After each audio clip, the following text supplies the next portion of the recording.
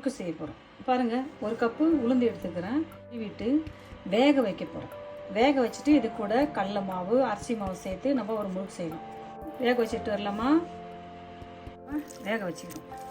இதை நம்ம அப்படியே கடைஞ்சிக்கலாமா? இதை தண்ணி இல்லாத, அதை ஒன்றும் பாதி இல்லாத நல்லா மைய இதை கடைஞ்சிக்கலாம்.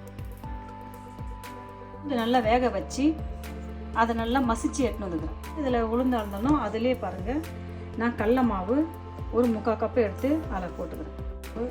அரிசி மாவு சேர்க்குறேன். 2 கப்பு அரிசி மாவு சேர்த்து 1 ஸ்பூன் பட்டர் சேர்த்துக்கிறோம். கருப்பு எள்ளு கொஞ்சம் சேர்த்துக்கிறோம். வெள்ளை கலர் எள்ளு சேர்த்துக்கிறோம். திட்டமாக உப்பு சேர்த்துக்கலாம். கொஞ்சம்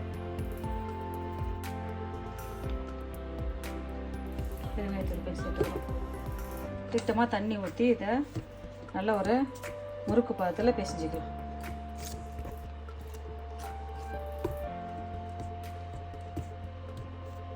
இதான் இதை பதம். இதில் உளுந்து எடுத்தோமோ அதே கப்பில் 3/4 கப்பு கடல மாவு சேர்த்துக்கிறோம். 2 கப்பு அரிசி மாவு சேர்த்துக்கிறோம். இப்போ பாருங்கள், நல்லா அழகாக இதை நம்ம செஞ்சிட்டோம். இப்போ நம்மளுக்கு பிடிச்ச முறுக்காய்ச்சலை வச்சு இதை எடுக்கலாம்.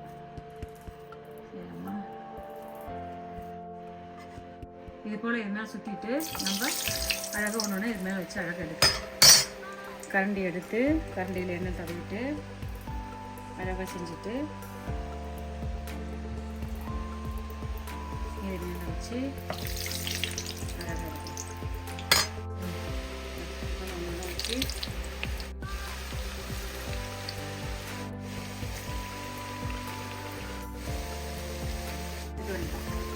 பாருங்க, என்ன சூப்பராக சுவையாக என்ன அழகாக முறுக்கு ரெடி ஆகுது.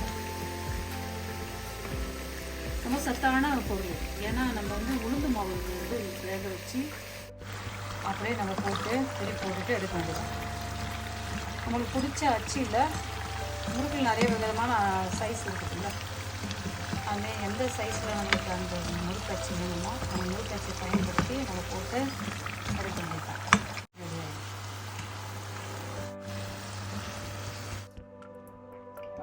என்ன அழகான ஒரு முறுக்கு ரெடி பண்ணுறோம்.